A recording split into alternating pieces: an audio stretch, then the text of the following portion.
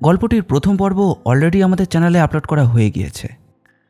প্রথম পর্বটি যদি না শুনে থাকেন তাহলে আপনাদের অনুরোধ করব প্রথমে গিয়ে সেটি শুনুন।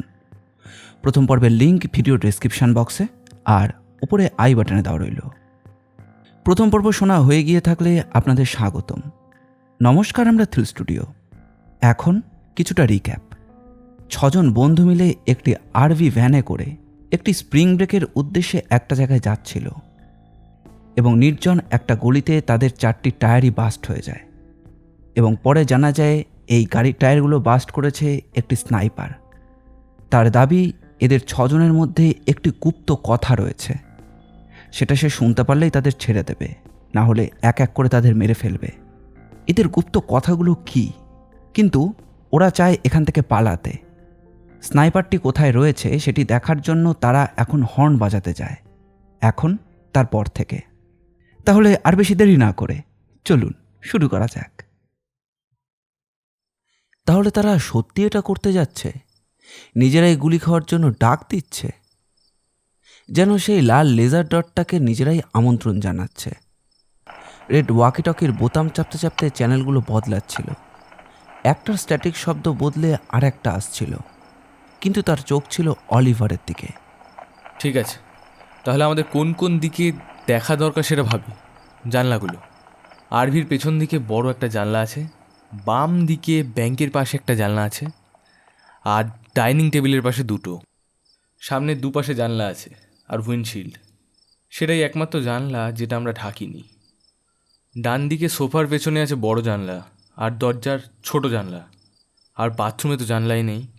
পেছনের ক্যামেরাটাও আছে, আরভি রিভার্সে দিলে সেটা চালু হয়ে যাবে। হ্যাঁ ঠিক আছে, তাহলে পেছনে আলাদা করে কাউকে দাঁড়াতে নাও হতে পারে। যে হর্ন বাজাবে সে ক্যামেরা দিয়ে পেছন দিয়ে দেখতে পাবে। রেড মাথা নেড়ে সম্মতি দিল। অন্তত তার জানালায় এখনো কাজ আছে। সে আর্থারের দিকে তাকালো। বুকের মধ্যে একটা অদ্ভুত গিট বাঁধল। স্নাইপার আগে দুবার গুলি করেছে, আর দুবারই ওই জানালা দিয়েই। আর্থার তার দিকে তাকালো আর রেড একটা হাসি দিল। আর্থারও হাসল। দুজনের হাসি যেন মিলে একটা পূর্ণ হাসি হয়ে গেল, টান টান আর অস্বস্তিকর। আমি সবচেয়ে ঝুঁকিপূর্ণ কাজটা নিচ্ছি। সে হয়তো আবার স্টিয়ারিংয়ের দিকেই গুলি করবে, যেমনটা ম্যাডির সময় করেছিল। তাই আমার একটু সুরক্ষা দরকার। তুমি কি আমাদের কাউকে তোমার মানব ঢাল বানাতে চাইছো নাকি? রেড হেসে ফেলল, যদিও হাসার মতো কিছুই ছিল না। আজ রাতেই হয়তো সে মারা যাবে। ঠিক তখনই অলিভার টেবিলে থাকা জিনিসগুলোর দিকে তাকাচ্ছিল। আহা, পেয়েছি। একটু সরিয়ে দাও। সে সামনে দরজার পাশে ছোট আলমারিটা খুলল।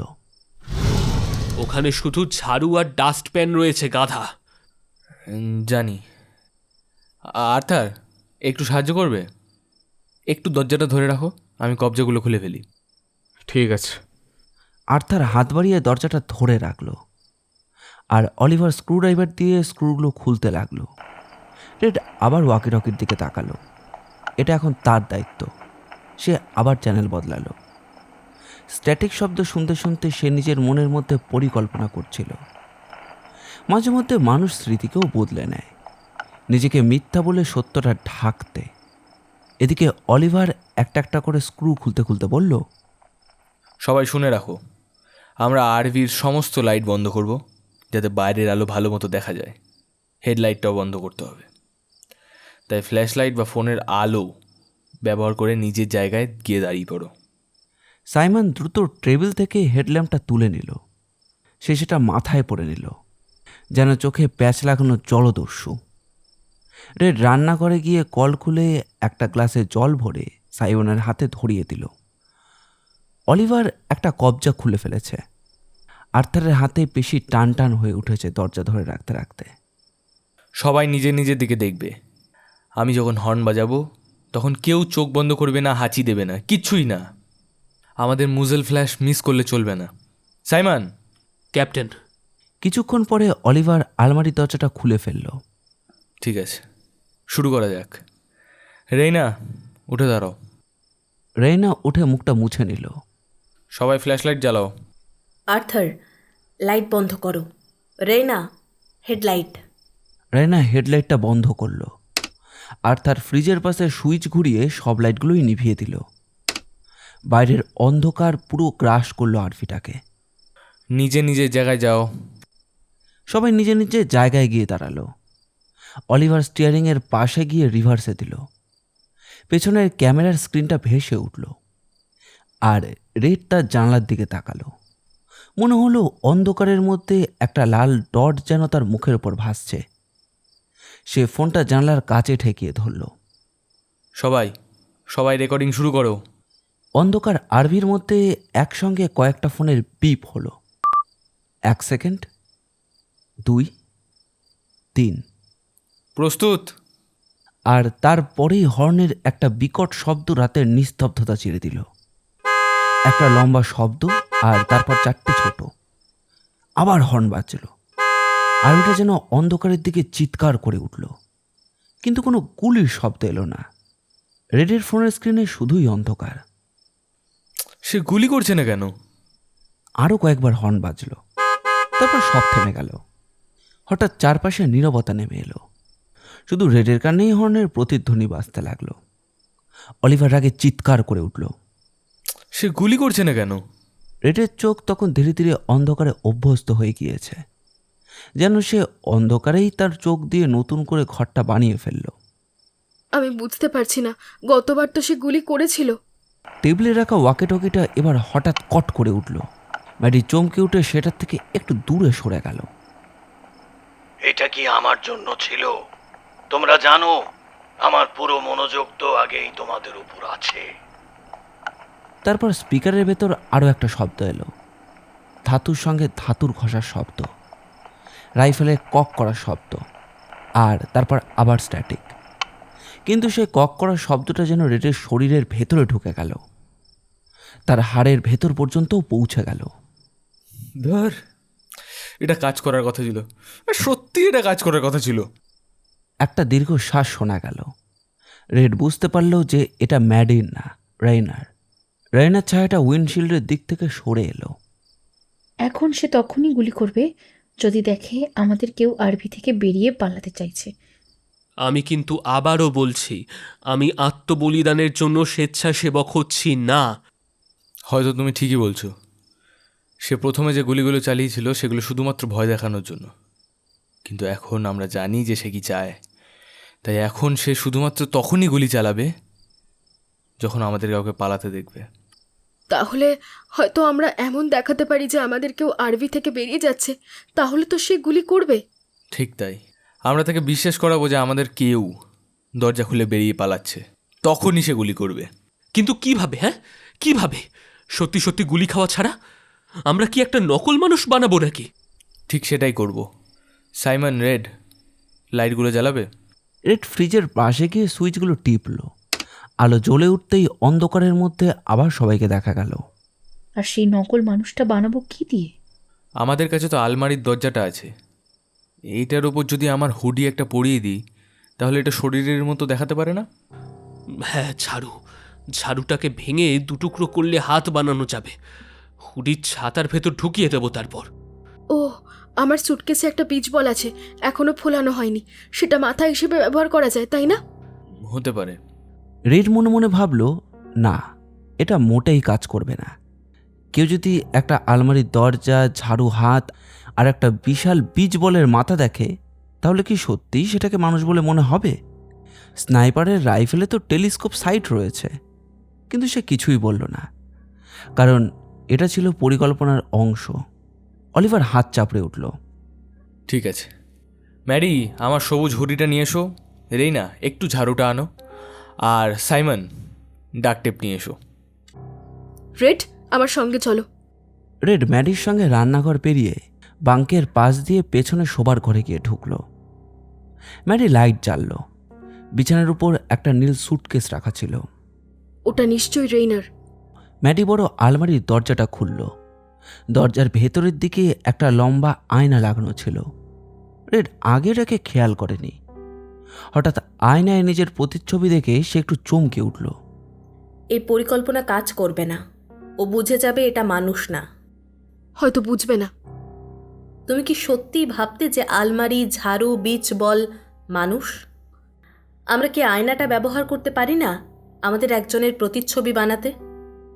রেড পরিকল্পনা করবার চেষ্টা করলো। আরভির দরজায় আয়নাটা বসালে কেমন হবে? দরজার কাছে যদি আমরা... রেড পুরোটা বলতে পারল না, কিন্তু আয়নায় ম্যাডির প্রতিচ্ছবি উঠে দাঁড়াতেই সে সরাসরি তার দিকে তাকালো। ম্যাডি বলল, এটা দারুণ আইডিয়া। ব্রিলিয়ান্ট এই শব্দটা রেড বা তার আইডিয়ার জন্য মানুষ খুব একটা ব্যবহার করতো না। দারুণ করেছো রেড। এটা বলার সময় তার গলায় রেড তার মায়ের মতোই ছিল একটা সুর। তারপর সে চিৎকার করে ঘুরে দাঁড়ালো। এই শোনো সবাই, নকল মানুষ বানানোর প্ল্যান বাদ দাও। স্নাইপার কখনো সেটা বিশ্বাস করবে না। আমাদের কাছে আরও ভালো একটা আইডিয়া আছে। কি? কিন্তু আমরা তো ইতিমধ্যেই ল্যারি বানানো শুরু করে দিয়েছি। এখানে পুরো একটা লম্বা আয়না আছে। আমরা যদি এটাকে দরজার কাছে ঠিক কোণে রাখি, তাহলে স্নাইপার ভাববে সে আমাদের কাউকে গুলি করেছে, কিন্তু আসলে সেটা হবে শুধু আমাদের প্রতিফলন। ম্যাডি কথাটা রেডের চেয়েও ভালোভাবে বুঝিয়ে বলল। অলিভার নিজের প্রতিচ্ছবি দেখতে পেল। সে এগিয়ে এসে আয়নাটা ভালো করে দেখতে লাগলো। ম্যাডি নিচের দিকে তাকালো, নিচের ঠোঁটটা কামড়ে ধরল। রেড সেটা দেখেছিল। তার বুকের ভেতরটা যেন শক্ত হয়ে উঠল। আস্তে আস্তে বলল ম্যাডি, ধন্যবাদ। এর চেয়ে বেশি আর কিছু বলল না। রেডও কিছু বলল না। হয়তো তার কিছুটা খারাপ লেগেছিল। গলার ভেতরটা কেমন যেন ভারী হয়ে উঠল রেডের। পেটের ভেতরটাও অদ্ভুত ফাঁকা লাগছিল। তবুও সে নিজেকে বোঝালো যে ঠিক আছে, ম্যাডি যদি এই আইডিয়াটার কৃতিত্ব নেয় আর তাতে যদি তার মা বেশ খুশি হয়, তাহলে আর ক্ষতিই বাকি। তাই ভেবেছিলাম। সে হঠাৎ সামনে রাখা আলমারির দরজাটার দিকে তাকালো। তারপর সেটাকে তুলে আনলো। এইটা ব্যবহার করা যাবে? রেড মনে মনে ভাবলো যে এটা সহজে স্লাইড করবে না। এটা সহজে স্লাইড করবে না। আর্থারও একই কথা বলল।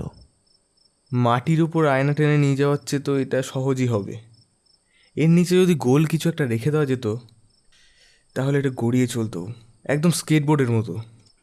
সাইমন দৌড়ে ফ্রিজের কাছে গেল, দরজা খুলল এবং দুহাতে কিছু নিয়ে ফিরে এলো। তার দুহাতে ধরা দুটো বিয়ারের ক্যান। সেগুলো অলিভারের দিকে বাড়িয়ে দিল। এটা কাজ করবে। আর চাকাটা নিয়ে আসো।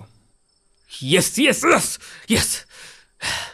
এই কারণেই কিশোরদের মদ খেতে মানা করাটা বোকামি, কারণ মদই জীবন বাঁচায়। ইয়েস। কিন্তু রেডের বাবার ক্ষেত্রে সেটা কাজ করেনি। মা মারা যাওয়ার পর যে সামান্য জীবনটা তার ছিল, সেটাও মদ নিয়ে নিয়েছিল। সাইমন বাকি ক্যানগুলো এনে দিল। অলিভার ক্যানগুলো মাটির পাশে শুয়ে রাখল, দরজার সামনে এবং সমান দূরত্বে। তারপর আলমারির দরজাটা তুলে ক্যানগুলোর ওপরে রাখল, দরজার সমান্তরালে। সে দরজাটাকে সামনে পেছনে ঠেলে পরীক্ষা করল। মাথা নেড়ে নিজেকে সন্তুষ্ট বলে মনে হলো। এদিকে রেনা বলল, আমাদের কাজও শেষ। সে আর আয়নাটাকে ধরে নেই, শুধু একটা হ্যান্ডেল ধরে আছে। আর অন্য পাশে ম্যাডি। আয়নাটার ওপরের দিকে অনেক অনেক ডাক টেপ চড়ানো। দেখতে খুবই বাজে লাগছিল, কিন্তু কাজ করছিল। হ্যাঁ, এটা দাঁড়িয়ে থাকবে। ঠিক আছে, এবার দরজার কাছে বসাই। সে আয়নাটা মাঝখান থেকে তুলে নিল। ঘুরে দাঁড়িয়ে সে আলমারির দরজার উপর রাখলো একটু তীর্যকভাবে। আলমারি আর সামনের দরজার মাঝামাঝি দিকে। সাইমন, তুমি এখানে দাঁড়াও। সাইমন দাঁড়ালো। অলিভার ডান দিকের হ্যান্ডেল ধরল আর রাইনা বাঁ দিকেরটা। তারা একটু নাড়াচাড়া করে আয়নাটাকে সোজাভাবে দাঁড় করালো। ম্যাডি, তুমি সামনের দরজার পাশে দাঁড়াও। ম্যাডি গিয়ে দরজার সাথে হেলান দিয়ে দাঁড়ালো। এবার আর্থার, তুমি সোফার পাশে দাঁড়াও। আর্থার সরে গিয়ে ফাঁকা জায়গাটায় দাঁড়ালো। অলিভার পা দিয়ে আলমারির দরজার কয়েক ইঞ্চি সরিয়ে ফেলল আর একটা বিয়ারের ক্যান গড়িয়ে বেরিয়ে গেল। রেইনা, তুমি তোমার হ্যান্ডেল সামনের দিকে টানো আর আমি পেছনে টানি। আয়নাটা ঘষা খেতে খেতে নতুন কোণে খুলল। এখন কি দেখছো ম্যাডি? আর্থার, অলিভারের মুখ দেখে বোঝা গেল যে সে এটাই শুনতে চেয়েছিল। ঠিক আছে, একটু ঝামেলাপূর্ণ, কিন্তু কাজ করছে। আর্থার, তুমি এটা একটু ধরে রাখবে? আর্থার এগিয়ে এসে হ্যান্ডেলটা ধরল। আয়নাটায় একটু সামনে ঝুঁকে পড়ল, আর তারপর ঠিক হলো। একটা সমস্যা আছে, যাদের প্রতিফলন দেখানো হবে তাদেরই আয়নাটা নিয়ন্ত্রণ করতে হবে। এখানে আর কাউকে দাঁড় করানোর মতো জায়গা নেই, আর বাকিদের জানলার বাইরে দাঁড়িয়ে ভিডিও করতে হবে, যাতে গুলি ছোড়ার সময় মুখের আগুনটা দেখা যায়। অলিভার চারদিকে তাকালো। তাহলে কে হবে প্রতিফলন? ঘরটা একেবারেই চুপ, শুধু ওয়াকি টকির স্ট্যাটিক শব্দ। ম্যাডি আর আমি হতেই পারি না, কারণ আমরা তো তার বন্দি। সে আমাদের দিকে গুলি করবে না। স্নাইপার তো এটা বলেনি। সে বলবেই বা কেন? আর্থারের আর কোনো উত্তর ছিল না। তাহলে বাকি রইল ল্যাভয় পরিবারের বাইরে যারা। রেডের মনে হলো যে সে তো এটাই আশা করছিল। সাইমন অথবা আর্থার, তোমাদেরই করতে হবে। আমি কেন? কে তোমাকে বস বানিয়েছে? তুমি কি চাও রেইনা আর রেড এটা করুক? আর তুমি তো অভিনেতা, তাই না? অলিভার এবার আর্থারের দিকে তাকালো। আর্থার শুধু একবার মাথা নেড়ে সম্মতি দিল যে সে করবে। ঠিক আছে সাইমন, তুমি আলমারির কাছে, আর্থার সোফার পাশে। আর্থার, তুমি দরজাটা জোরে খুলবে, পুরোটা খুলতে হবে। পরে সাইমন সেটা বন্ধ করবে। আমি দরজা বন্ধ করব কিভাবে? সিঁড়ি দিয়ে নামলে তো সরাসরি তার চোখে পড়ে যাব। দড়ি। আসলে খুবই বোকা আইডিয়া, কারণ তাদের কাছে কোনো দড়ি নেই। আমার জামা দিয়ে বানাতে পারি। দাঁড়ো, আমার ব্যাগে কিছু সোয়েট শার্ট আছে আমার বাঙ্কে। ঠিক আছে।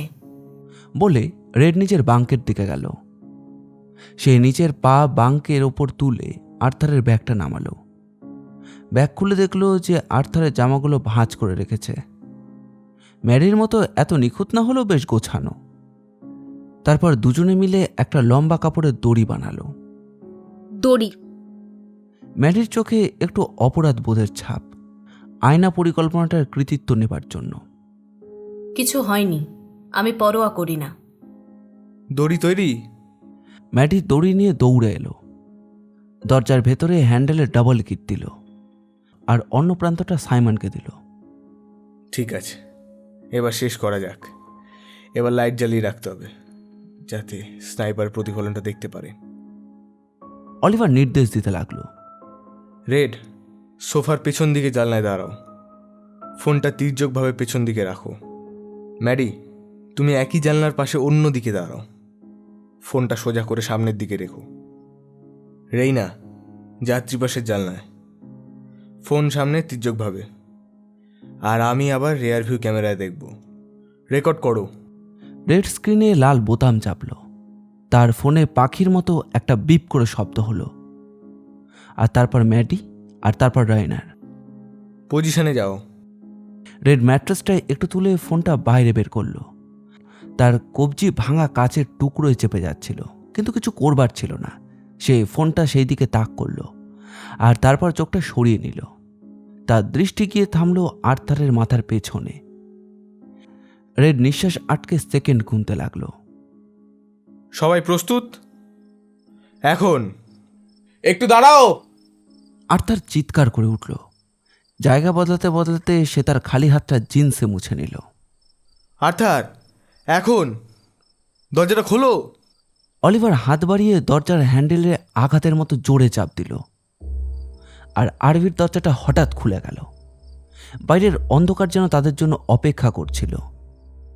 সাইমন হাঁটু তুলে দৌড়ানোর ভঙ্গি করল সিঁড়ি দিয়ে নামবার মতো, আর সঙ্গে সঙ্গে একটা ক্র্যাক। আয়নাটা মুহূর্তেই ভেঙে চুরমার হয়ে গেল। দরজা বন্ধ করো সাইমন, দড়িটা টানো। সাইমন তাড়াহুড়ো করে দড়িটা ধরল। প্রায় হাত থেকে পিছলে যাচ্ছিল। সে পিছিয়ে আলমারির সঙ্গে ধাক্কা খেল, আর তারপর জোরে টান দিল। দরজাটা বন্ধ হয়ে গেল। তালা ক্লিক করে লেগে গেল, আর তারা আবার ভেতরে আটকে গেল। আমরা পেরেছি। আর্থার সামনের দিকে ঝুঁকে হাঁপাচ্ছিল। তার হাত দুটো উড়ুর ওপর, আর মাথাটা নিচের দিকে ঝুলে রয়েছে। কে পেয়েছে?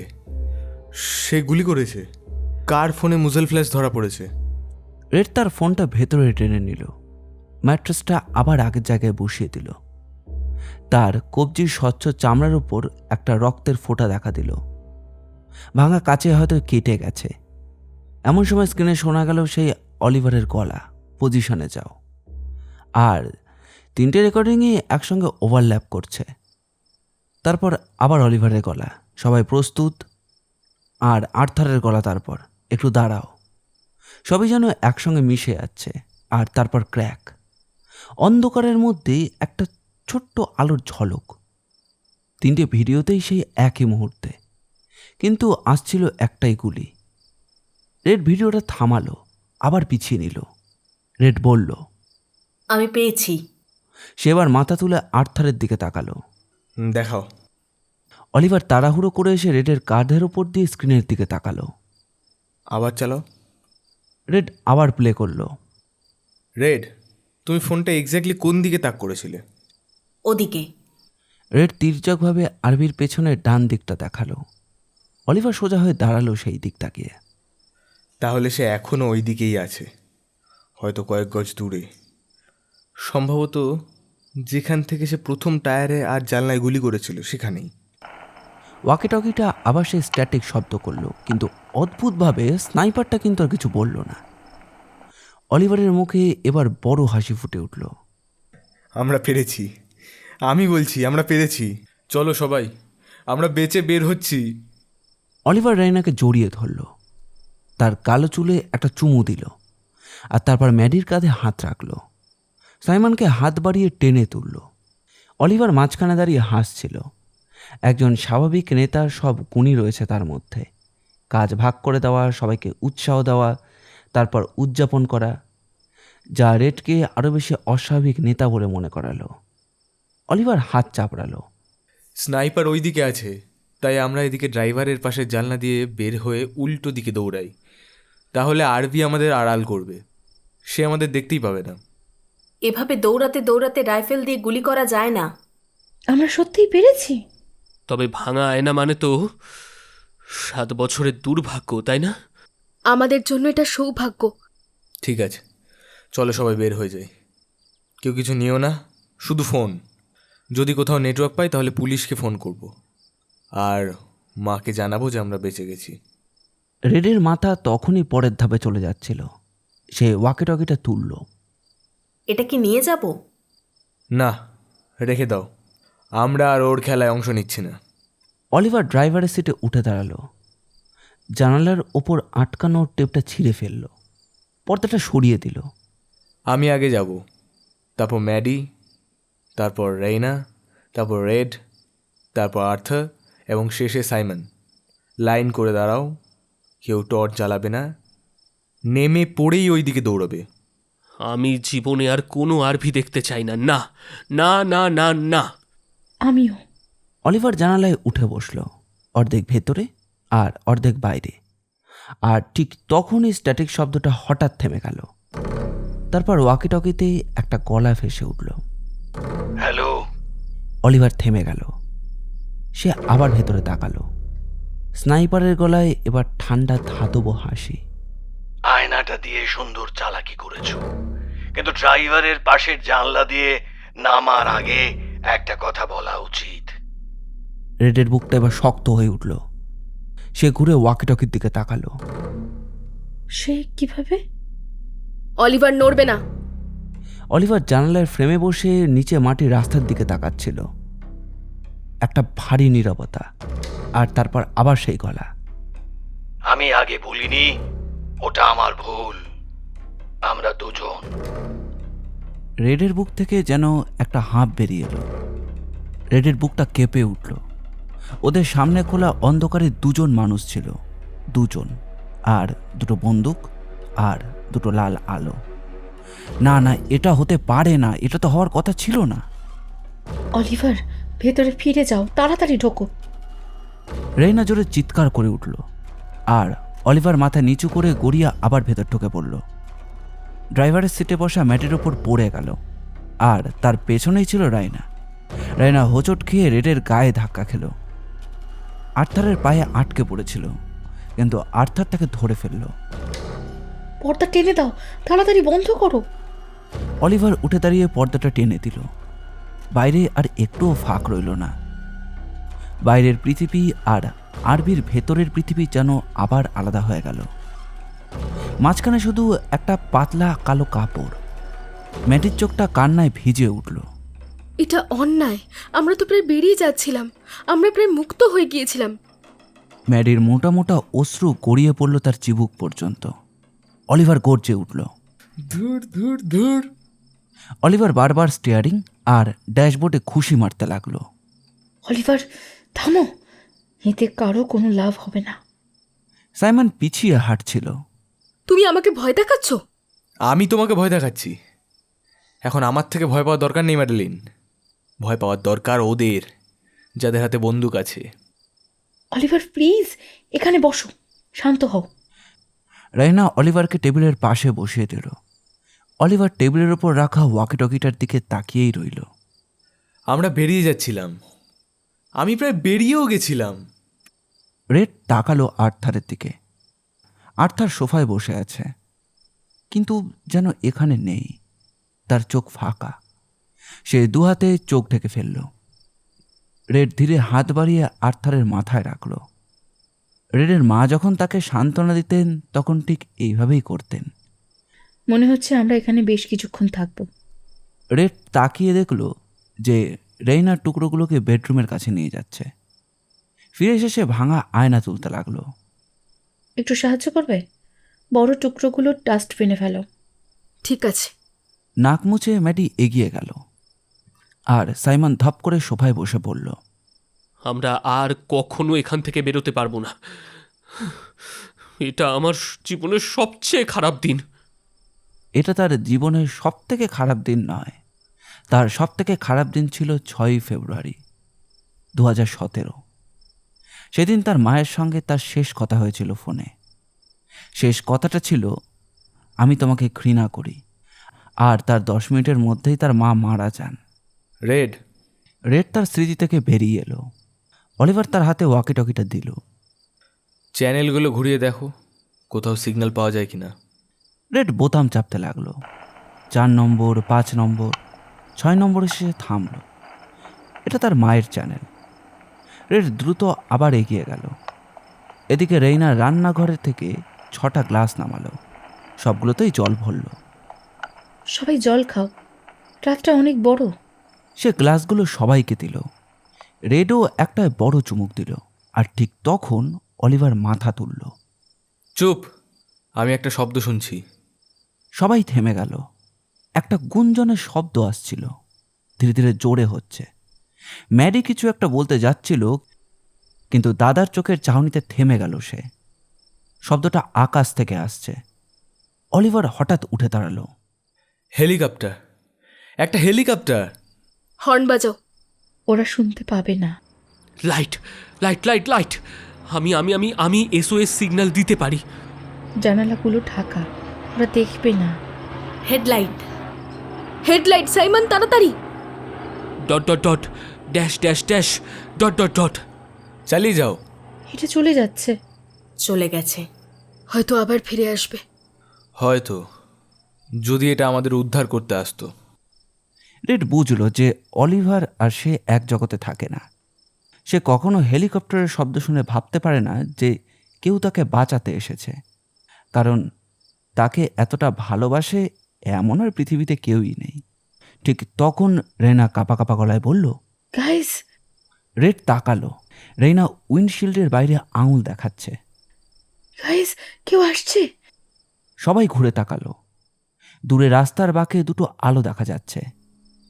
গাছের ফাঁক দিয়ে এগিয়ে আসতে সোজা তাদেরই দিকে। কেউ আসছে।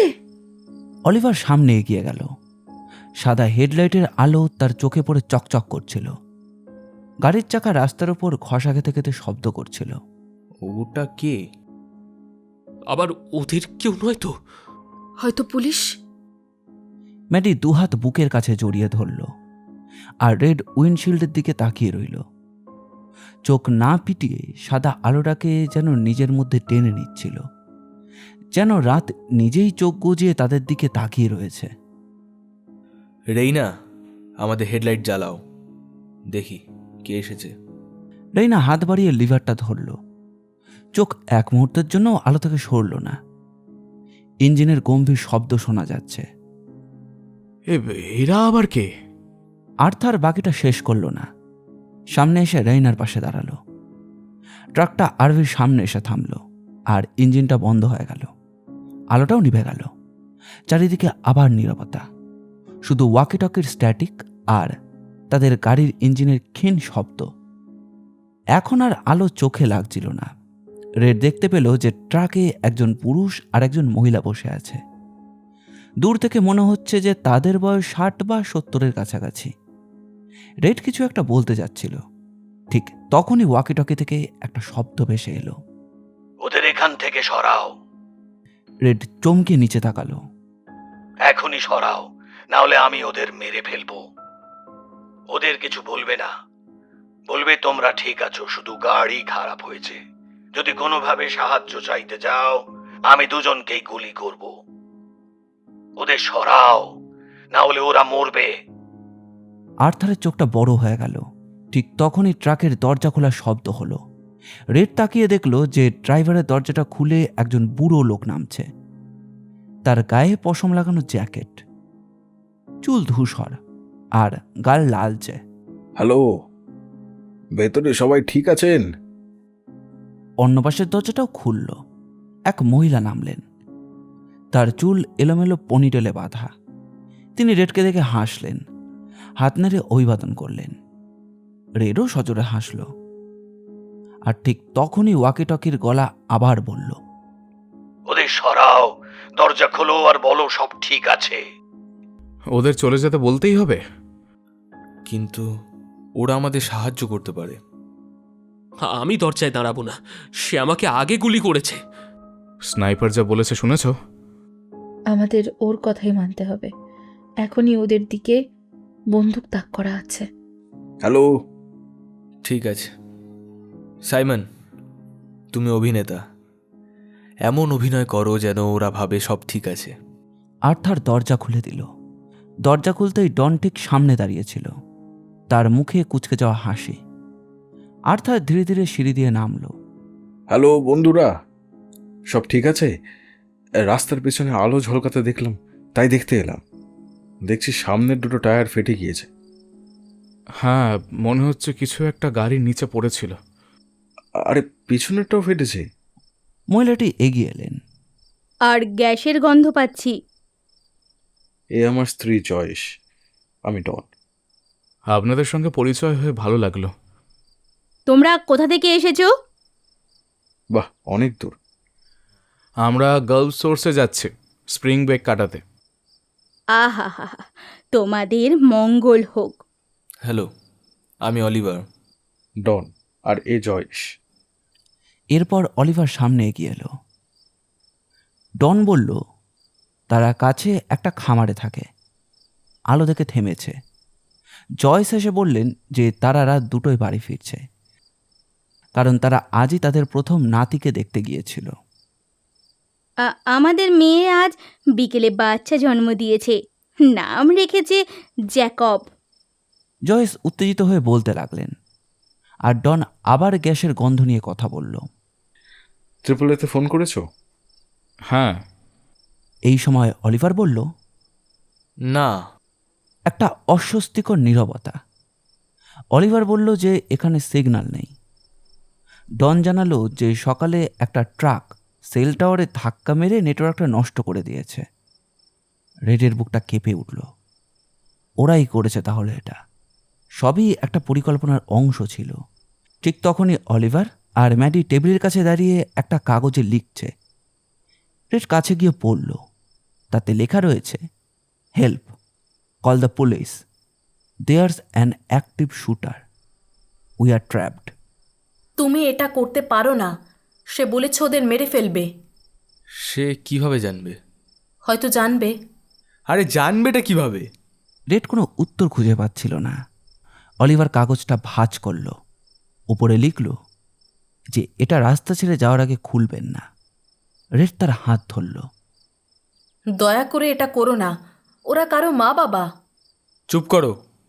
ঠিক তখনই ওয়াকিটকি থেকে আওয়াজ এলো, 60 সেকেন্ড, ওদের সরাও। অলিভার দরজার দিকে এগিয়ে গেল। রেড তাকে থামাতে গেল। অলিভার হঠাৎ রেডের গলায় ধাক্কা মেরে তাকে সোফায় ফেলে দিল। চুপ থাকো, তুমি সবাইকে মেরে ফেলবে। বাইরে জয়েস তখন বলছিল, আমাদের বাড়িতে ল্যান্ডলাইন আছে, তোমরা কেউ চাইলেই নিয়ে যেতে পারি ফোন করতে। না না না, দরকার নেই, আমরা ঠিক আছে। যাওয়ার আগে ধন্যবাদ বলতে চাই, আর নতুন দাদু দিদা হওয়ার জন্য অভিনন্দন। অলিভার ডনের হাত ধরল। হাত মেলানোর সময় কাগজটা তার হাতে গুজে দিল। ডন নিচে তাকিয়ে কাগজটা দেখল, আর তার মুখ গম্ভীর হয়ে গেল। সে কিছুই বলল না। ধন্যবাদ। সে জয়েসকে নিয়ে ট্রাকের দিকে হাঁটতে লাগলো। হয়তো সবই ঠিক হয়ে যাবে, হয়তো তারা ট্রাকে উঠে চলে যাবে আর তারপর সাহায্য আনবে। রেড নিঃশ্বাসও নিচ্ছিল না। জয়েস শেষবারের মতো হাত নাড়লেন, আর ঠিক তখন একটা গুলির শব্দ। জয়েস হঠাৎ পাশে পড়ে গেলেন। তার মুখের মাঝখানে যেন আর কিছুই নেই। জয়। ডন আর বাকি কথাটা বলতে পারল না। আরও একটা গুলি। হেডলাইটের আলোয় রক্ত ছিটকে গেল। ডনের মুখে একটা বড় গর্ত।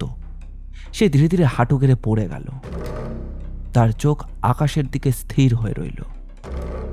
রাস্তার উপর রক্ত জমে লাল হয়ে উঠল। রেড নড়তে পারছিল না। সাইমন তার পাশ দিয়ে দৌড়ে আরভির ভেতরে ঢুকে পড়ল। দৌড়তে গিয়ে সে তার পায়ে হোঁচট খেল। না না না না। সরে দাঁড়াও। অলিভার ঘুরে দাঁড়িয়ে সিঁড়ি বেয়ে ভেতরে উঠল আর রেইনাকে সামনে ঠেলে দিল।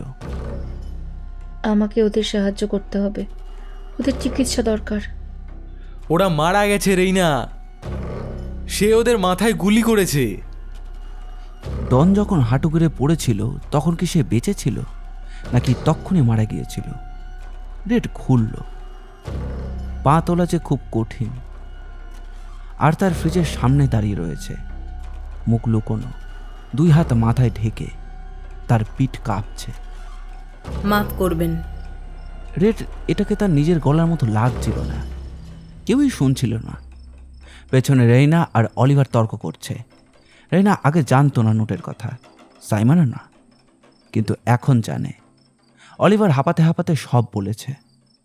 তুমি আগে আমাদের বলতে পারতে, আমরা সবাই মিলে সিদ্ধান্ত নিতাম। এখন বলা সহজ রেইনা, আমাকে তখনই কিছু একটা করতে হতো। তুমি কিভাবে জানলে যে সে এটা করতে পারে? কারণ সে বলেছিল সে ওদের মেরে ফেলবে, আর আমি তাকে বিশ্বাস করেছিলাম। বাকিটা বলার দরকার ছিল না। আমি তাকে বিশ্বাস করেছিলাম, কিন্তু তুমি করনি। অলিভার কিছু একটা বলতে যাচ্ছিল। ওটা তোমাদের দোষ। আমি বলেছিলাম ওদের চলে যেতে বলতে। অলিভার রেডের হাত থেকে ওয়াকি টকিটা ছিনিয়ে নিল। তোমাকে ওদের মারতে হতো না, আমরা ওদের কিছুই বলিনি। তুমি দেখেও ছিলে যে ওরা চলে যাচ্ছিল। তুমি ওদের একটা নোট দিয়েছিলে, পুলিশ ডাকতে বলেছিলে। তুমি কি ভাবছিলে আমি বুঝবো না? এটা তোমার দোষ। আমি এটা করতে চাইনি। ওরা তোমার জন্য মারা গেছে। এবার শোনো, পালানোর চেষ্টা বন্ধ করো। তোমরা পারবে না। সবকিছু আগে থেকেই পরিকল্পনা করা আছে। তোমাদের মধ্যে একজনের একটা গোপন কথা আছে, সেটা আমাকে জানাও, তাহলে বাকিদের বাঁচতে দেবো। ভোর হওয়া পর্যন্ত অনেক সময় আছে। আমি কোথাও যাচ্ছি না। আমাদের একজনের কাছেই সেই গোপন কথা আছে। তুমি এখানে আমাদের আটকে রেখেছো অন্য কারো থেকে তথ্য বের করবার জন্য নয়। এটা তোমাদের মধ্যেই একজনের ব্যাপার। তোমরা জানো কে সে। ওয়াকিটকে নিচে নামিয়ে দিল অলিভার। রেড চারিদিকে তাকালো। রেনা, ম্যাডি, আর্থার আর সাইমন, এটা তাদের কারোর গোপন কথা। রেড চোখটা ফিরিয়ে নিল। তারও একটা গোপন কথা আছে, সেটা খুব বড়, কিন্তু এটা তার জন্য নয়, এমনটাই সে ভাবছিল। ঠিক তখন সাইমন কথা বলল। ওদের ট্রাকটা এখানেই আছে, দরজা থেকে 20 ফুট দূরে। 4টে টায়ার ঠিক আছে, ইঞ্জিনও ঠিক আছে, দরজা খোলা। আমরা চালিয়ে পালাতে পারি। আমরা সবাই পারবো না। আমি এত রক্ত কখনো দেখিনি। তার হাত কাঁপছিল। রেড সামনে এসে তার পাশে দাঁড়ালো। সাইমন কেঁপে উঠল। রেড এবার বুঝল কেন। উইন্ডশিল্ডের বাইরে হেডলাইটের আলোয় চয়েস পড়ে রয়েছে ট্রাকের সামনে, প্রায় দরজার কাছেও পৌঁছে গিয়েছিল। তার শরীরটা অদ্ভুতভাবে মোড়ানো, একটা হাত সামনে বাড়ানো। তার মাথা ভেঙে গেছে, লাল রক্ত সেখানে যেন লাল লাগছে না, প্রায় কালো। রেডের মনে হলো তার মাকেও কি তখন এমনই দেখাচ্ছিল। ঠিক তখন অলিভার পাশে এসে দাঁড়ালো, ওয়াকিটকি আবার রেডের হাতে দিল। ম্যাডি ঠিক বলছে, আমরা সবাই এইভাবে একসাথে পালাতে পারবো না। কিন্তু কিন্তু একটা জিনিস আমি কিছুতেই বুঝতে পারছি না, সে নোটের কথাটা জানলো কিভাবে? কি? অলিভার চুপ থাকতে বলল। সে দ্রুত টেবিলের কাছে গিয়ে নিচের ফোনটা তুলে নিল, আনলক করল। সবাই তাকে ঘিরে দাঁড়ালো। সে প্রথমে ফোনে কিছু একটা লিখতে চাচ্ছিল, তারপর বিরক্ত হয়ে সেটা বন্ধ করল। তারপর মিউজিক অ্যাপ খুলল। একটু অপেক্ষা করো। সে একটা প্লেলিস্ট খুলল, তারপর গান চালালো। ঘরটা ভরে গেল গানের শব্দে। তারপর ফিসফিসিয়ে বলল, সে নোটের কথা জানতে পারার একটাই উপায় আছে, সে আমাদের কথা শুনছে। কারণ এই আরভির ভেতরে কোথাও একটা লুকোনো মাইক্রোফোন আছে, আর এই আরভি ব্যাক করা হয়েছে। গানটা চলতেই থাকলো। স্যাক্সোফোনের কর্কশ আওয়াজটা ওঠানামা করছে। রেইনা আবার বলল, বাগড? অলিভার তাকে ইশারায় বলল আস্তে কথা বলতে, যেন শব্দটা গানের আওয়াজের মধ্যে ঢেকে যায়। মানে মাইক্রোফোন দিয়ে? না হলে সে এত কিছু জানবে কিভাবে? কিন্তু সে আরভিতে কখন বাগ বসালো? ঠিক তখনই গানের কোরাস শুরু হয়। রেডের ভালো শুনতে কষ্ট হচ্ছিল। আমরা তো এটাকে কখনো একা ফেলে রাখিনি। হয়তো যখন আমরা প্রথম টায়ারটা বদলেছিলাম তখনই আমরা সবাই তখন বাইরে ছিলাম, দরজার উল্টো পাশে। রেড আর আর্থার একটু দূরে ছিল, তখন সে চুপি চুপি ঢুকে যেতে পারতো। না, যখন আমরা আরভিটাকে জ্যাক করে তুলছিলাম তখন না, সেটা হলে আমরা টের পেতাম। তাহলে কখন? যখন আমরা দুপুরে বা রাতে রেস্ট স্টপে থেমেছিলাম, কিন্তু তখন তো আমরা দুবার চেক করে তালা দিয়েছিলাম। হয়তো তার আগে। তুমি তো শুনেছ ওরা অনেক দিন ধরেই পরিকল্পনা করছিল। হয়তো সাইমন ধার নেওয়ার আগেই এই আরভি বাগড হয়েছিল। হয়তো তোমার আঙ্কেলের সঙ্গে এর কোনো সম্পর্ক আছে। এমন সময় অলিভার সন্দেহ ভরা চোখে সাইমনের দিকে তাকালো। অথবা আমরা যে জিনিসগুলো আরভিতে এনেছি তার মধ্যেই কোথাও আছে। হ্যাঁ, আমাদের ব্যাগে। আমাদের সব জায়গা খুঁজতে হবে। সেটা খুঁজে বের করতে পারলে তবেই আমরা সুবিধা করতে পারবো। গানটা শেষের দিকে এগোতেই তার চোখটা জ্বলে উঠল। সে কারসার টেনে আরও একটা গান শুরু করলো। ওকে সন্দেহ না করাতে হলে পরে গানটা বন্ধ করতে হবে। কিন্তু আমরা কে কি করছি সেটা মুখে বলবে না, স্বাভাবিকভাবে কথা বলবে, ঠিক আছে? রেড চোখটা পিটপিট করল। মনে হলো মাত্র 15 মিনিট আগে দুজন মানুষ যে রাস্তায় রক্তে ভেসে মারা গেছে, এটা যেন অলিভার একেবারে ভুলেই গেছে। সে ইতিমধ্যে পরের পরিকল্পনা নিয়ে ভাবছে। এটা যেন একটা খেলা, একটা চাল, আর তারপর পাল্টা চাল। রেড, তুমি রেডিও চ্যানেলগুলো ঘুরিয়ে ঘুরিয়ে দেখো আর খোঁজ চালিয়ে যাও, ঠিক আছে? শুরু করি। অলিভার গানটা থামিয়ে আঙুল রাখল, সবাইকে চুপ থাকার ইশারা দিল। তারপর সবাই যে যার কাজ ভাগ করে দিল।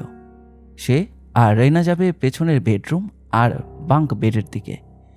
রেডকে পাঠালো রান্নাঘরে, সাইমন বাথরুমে, আর আর্থার থাকবে ডাইনিং টেবিল আর সোফা বেডের কাছে। ম্যাডি যাবে সামনের ককপিটে। সবাই মাথা নাড়ল এবং আলাদা আলাদা হয়ে গেল। সবাই খুঁজছিল। এমন সময় শোনা গেল আর্থারের গলার আওয়াজ। রেড? রেড ঘুরে দাঁড়ালো। আর্থারের চোখ ক্লান্ত আর দুঃখে ভরা।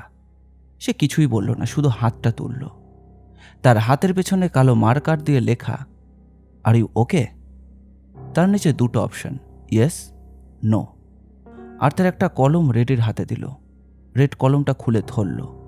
সাধারণত কেউ যখন তাকে জিজ্ঞাসা করে যে তুমি কি ঠিক আছো, তখন সে সবসময় বলে যে হ্যাঁ ঠিক আছে। এই দুটো শব্দের মধ্যে অনেক বড় মিথ্যে লুকিয়ে থাকে। কিন্তু এবার সে সত্যি উত্তর দিল। সে আর্থারের হাতটা ধরে নোয়ের পাশে টিক চিহ্ন দিল। সে ঠিক নেই। হয়তো আর্থারও নয়, মাত্র 20 মিনিট আগে তারা দুজন মানুষকে মরতে দেখেছে, ডন আর জয়েস। তাদেরও একটা পরিবার ছিল, একটা মেয়ে ছিল, আর এই কথাটাই যেন রেডের মাথায় ঘুরছিল। তুমি যা পারতে সবই করেছ, থামানোর চেষ্টা করেছিলে। রেড কিছুই বলল না। তার মনে হচ্ছিল যে সে আরও কিছু করতে পারত। এটা তোমার দোষ নয়। আমার বাথরুমে যেতে হবে। এই কথা বলার পর রেড বুঝল যে সত্যিই তার দরকার। সে ওয়াকেটকেটা তুলে বাথরুমের দিকে হাঁটল, আর ঠিক তখনই অলিভার আর রেইনা বাথরুম থেকে বেরিয়ে এলো। রেইনার লাল চোখ। রেডের মনে হলো হয়তো তারা ফিসফিস করে ঝগড়া করছিল। কিছুক্ষণ পরে অলিভার হাততালি দিয়ে সবার দৃষ্টি আকর্ষণ করল। কিছু পেলে? সবাই মাথা নাড়ল যে না, কোথাও কোনো বাঘ নেই। আমি বুঝতেই পারছি না, থাকা উচিত ছিল। আমরা তো পুরো আরভি তছনছ করে ফেলেছি। ঠিক তখন সামনে থেকে ম্যাডির গলা শোনা গেল। এটা আমরা যা খুঁজছিলাম তা নয়। ম্যাডির হাতে একটা ছোট্ট কাগজের টুকরো ছিল, একটা ছবি। সে ছবিটা সবাইকে দেখালো। সবুজ ঘাসের ওপর 5 জনের একটা পরিবার, একজন বাবা, মা আর 3 মেয়ে। পাশে একটা গোল্ডেন রেট্রিভার কুকুর। এটা কি তোমার আঙ্কেল? তুমি তো বলেছিলে তোমার কোনো পরিবার নেই। সাইমন ছবিটা হাতে নিল। না, এটা সেটা নয়। সে বিয়ে করেনি, তার কোনো বাচ্চাও নেই। ম্যাডির মুখটা কুঁচকে গেল। তাহলে তোমার আঙ্কেলের গ্লাভ কম্পার্টমেন্টে অন্য কারোর পরিবারের ছবি আছে? সাইমন হাসি খুশি লাল চুলওয়ালা পরিবারের ছবিটা আবার ফিরিয়ে দিল। সে আর একবারও ছবিটার দিকে তাকালো না। তার গলায় একটু উঁচু হয়ে গেল, যেন মিথ্যে বলাটা ধরা পড়ে যাচ্ছে। অথচ সে তো এর চেয়ে ভালো মিথ্যাবাদী হওয়ার কথা। আমি জানি না তুমি বা তোমার অদ্ভুত মামা কি করে সব জানো, আগে সেটা বলো।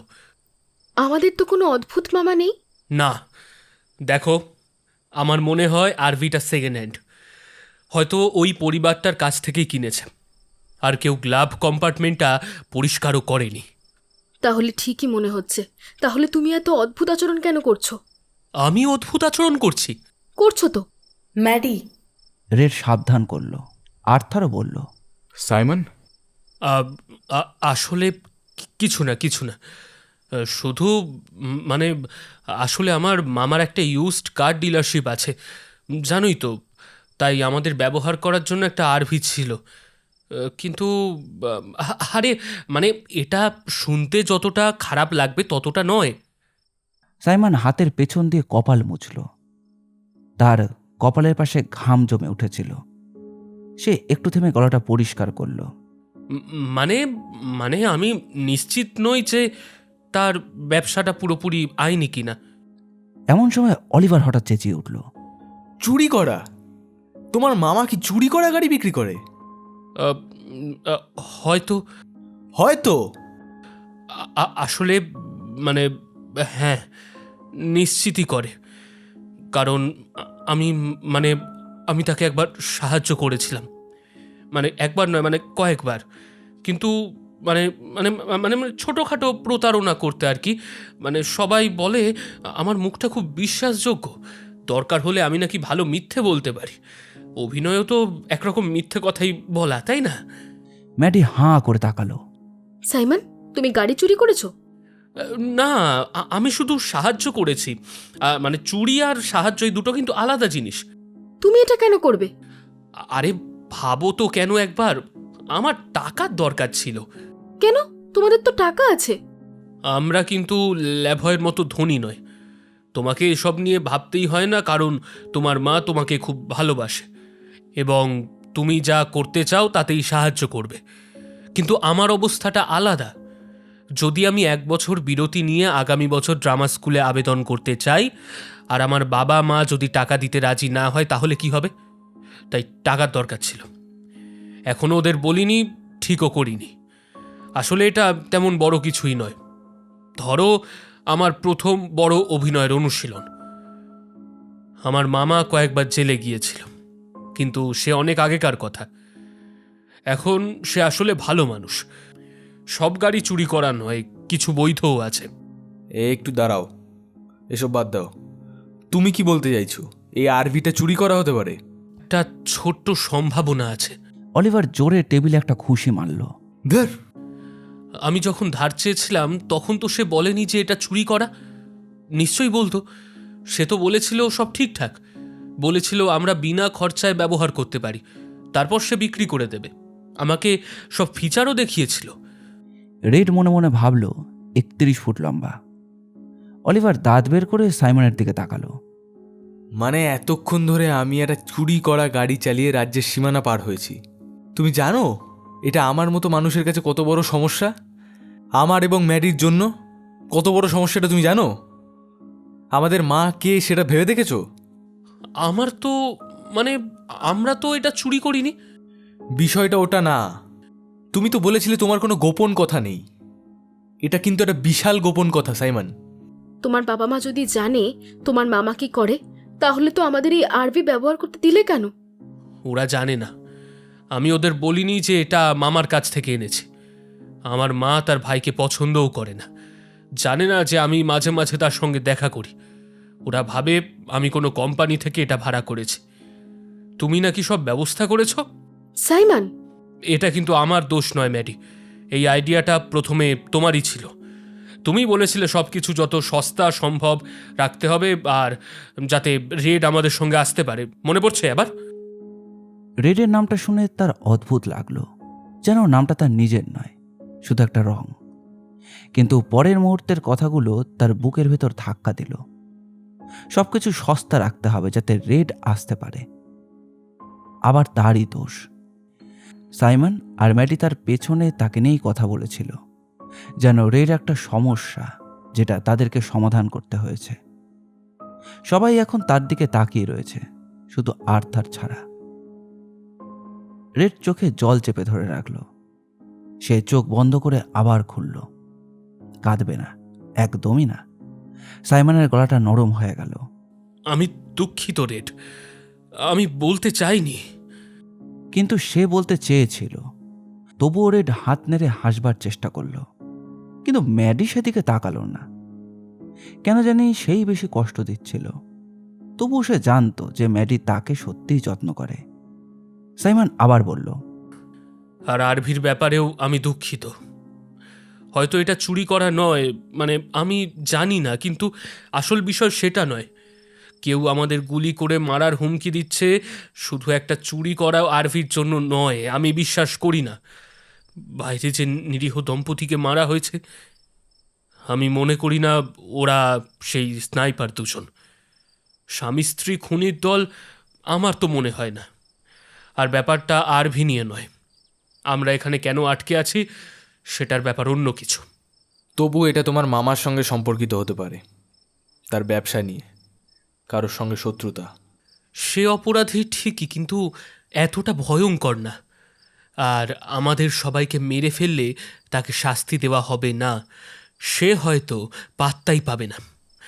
তাই এটা তার ব্যাপার নয়। অবশ্যই, তুমি তো তাই বলবে, কিন্তু মানুষ মারা গেছে। আর ওই দম্পতিকে নোট পাঠানোর আইডিয়াটা কার ছিল? হ্যাঁ, তোমার অলিভার, তোমার। ওটা কাজ করতো যদি সেই স্নাইপার আমাদের কথা না শুনতো।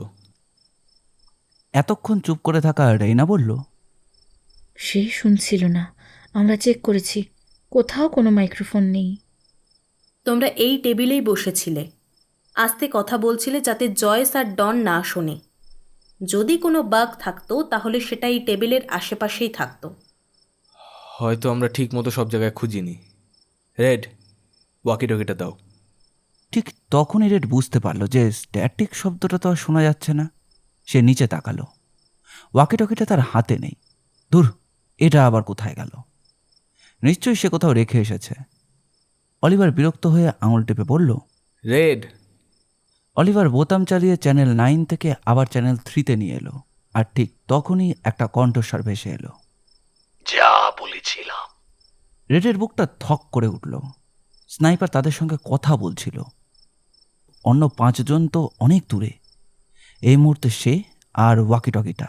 সে বুঝতে পারল লোকটা যেন বুঝতে না পারে যে তারা এতক্ষণ তার কথা শুনছিল না। রেড দ্রুত ওয়াকিটকিটা ঠোঁটের কাছে ধরল। বোঝা গেছে?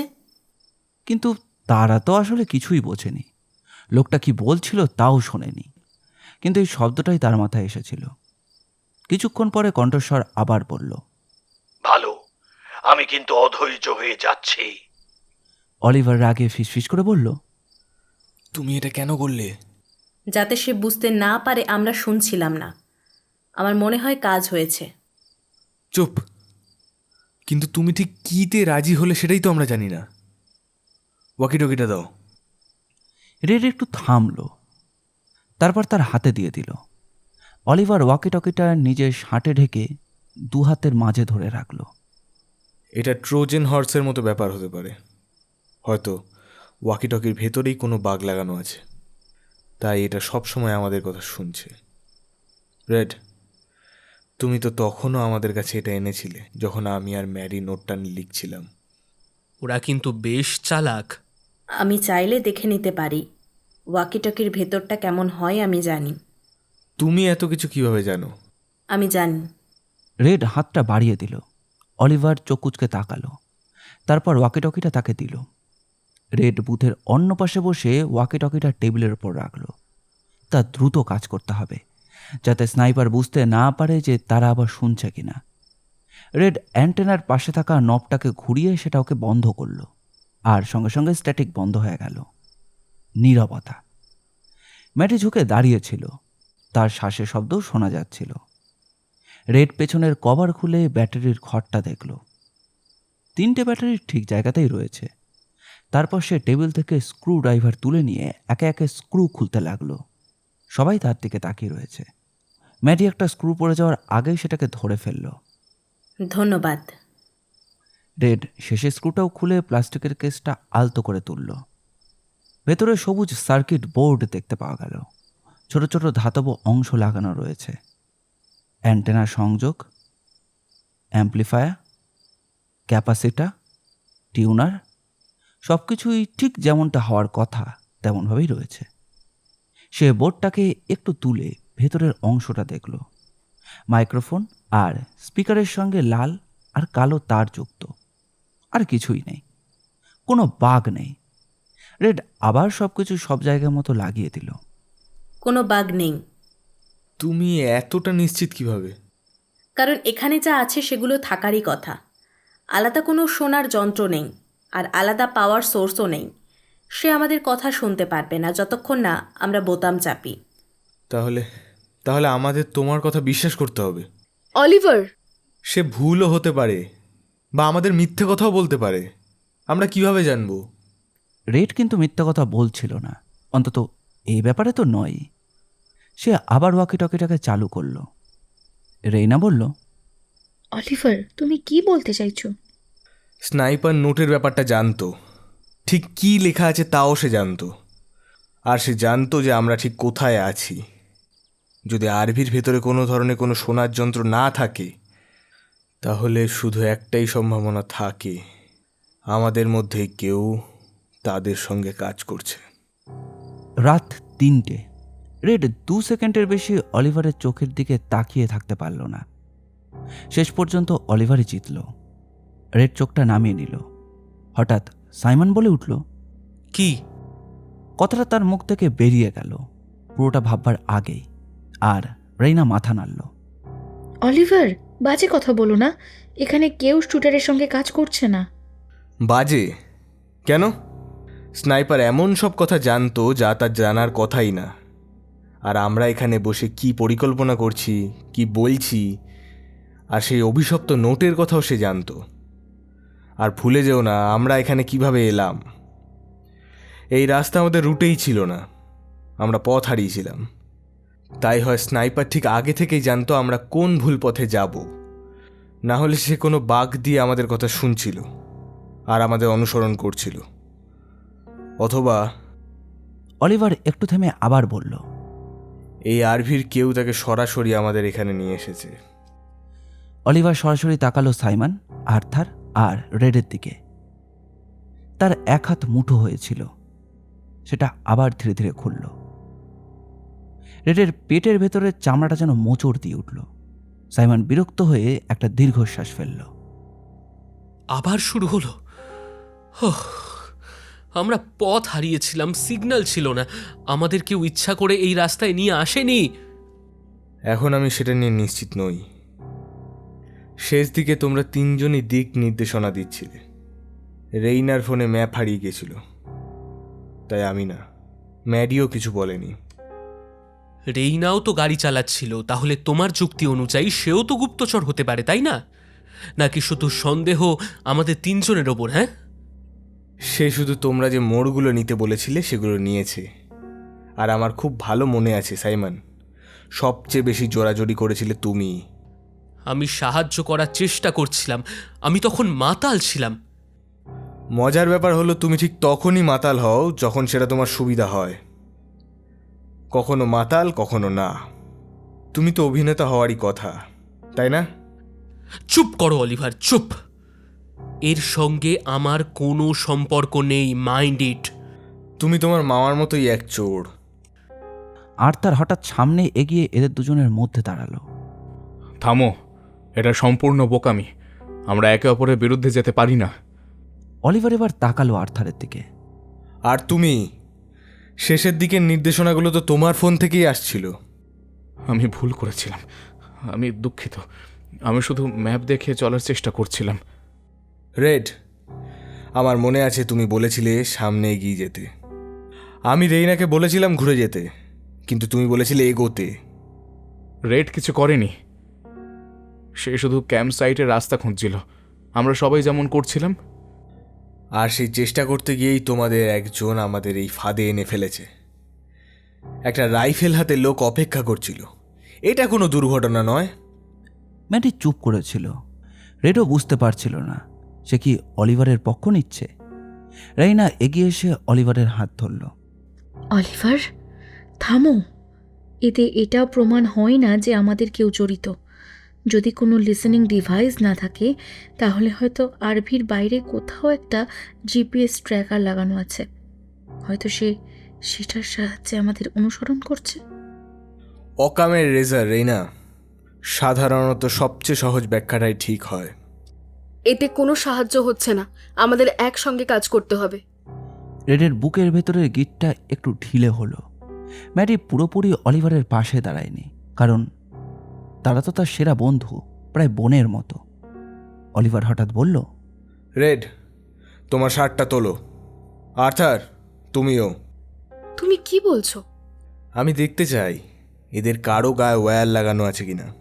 এইটা এখন পুরো লর্ড অফ দ্য ফ্লাইজ হয়ে যাচ্ছে। আমরা নিজেদের মধ্যেই মারামারি শুরু করব কিন্তু। আমার গায়ে কোনো ওয়্যার নেই। দারুণ, প্রমাণ করো।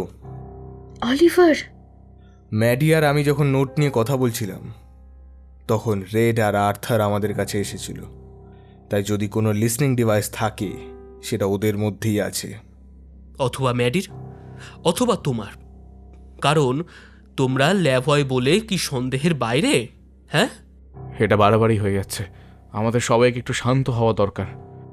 অলিভার তীক্ষ্ণ দৃষ্টিতে বলল, তাহলে তুমি করতে সমস্যা কি যদি লুকোনোর কিছু নাই থাকে?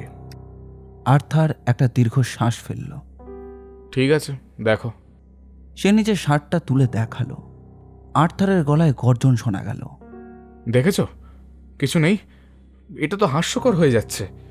এবার রেড। না, তাকে এটা করতে হবে না। অলিভার তখন নিজের শার্টের বোতামগুলো খুলে ফেলল। আমিও করছি, দেখো, আমার লুকোনোর কিছু নেই।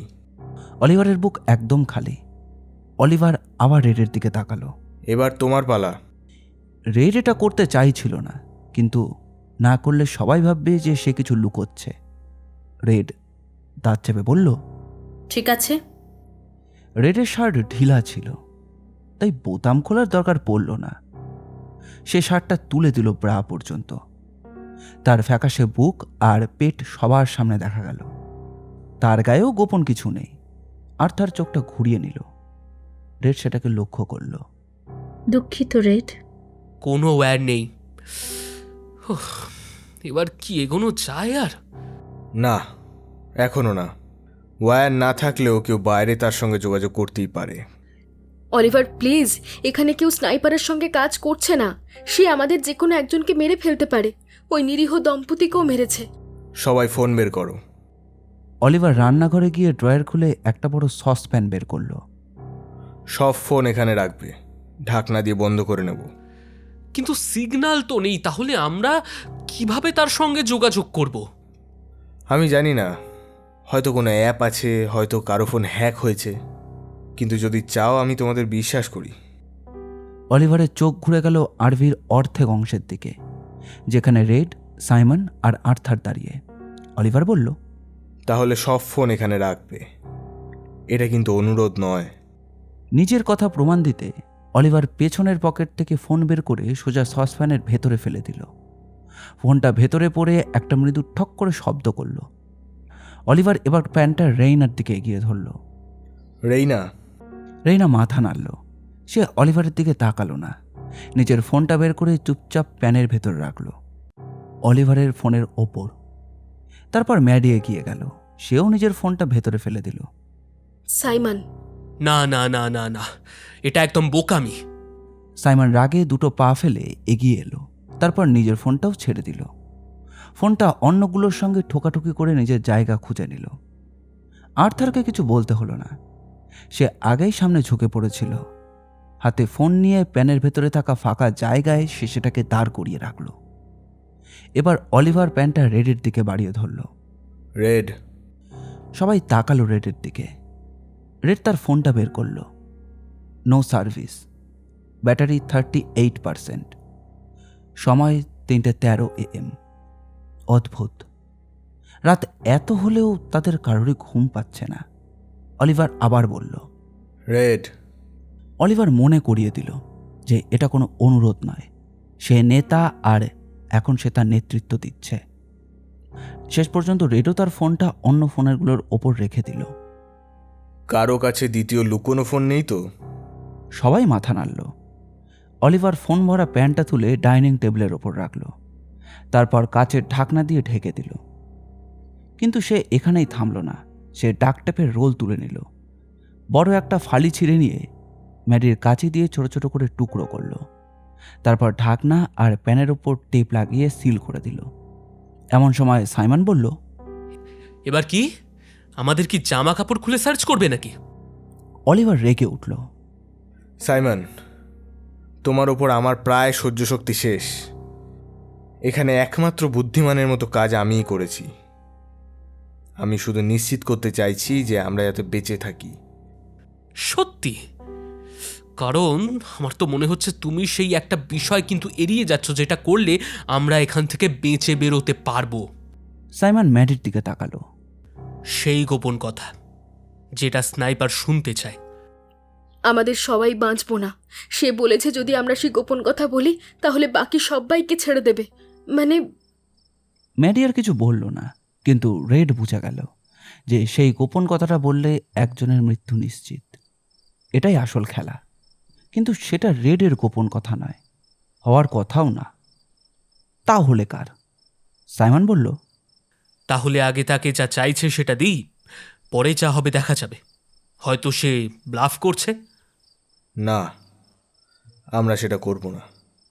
তার খেলায় আমরা নামবো না। আমি কাউকে মরতে দেব না। হয়তো অলিভার নিজের কোনো গোপন কথা বলতে চাইছে না। রেড তাকিয়ে রইল রেইনার দিকে। রেইনা মেঝের দিকে তাকিয়েছিল, তার ঠোঁটের কোণটা একটু কেঁপে উঠছিল। সে নিজের টপটা মুঠোয় ধরে টানছিল আরও শক্ত করে, তারপর হঠাৎ থেমে গেল। সে একটা গভীর শ্বাস নিল, তারপর মাথা তুলে বলল, অলিভার, আমাদের না রেইনা, তুমি চুপ থাকবে। অলিভার, আমাদের বলতেই হবে। এইটা হয়তো আমাদের ব্যাপার, আমরা যা করেছিলাম তার জন্য। রেড অলিভারের দিকে তাকিয়ে থাকার চেষ্টা করছিল।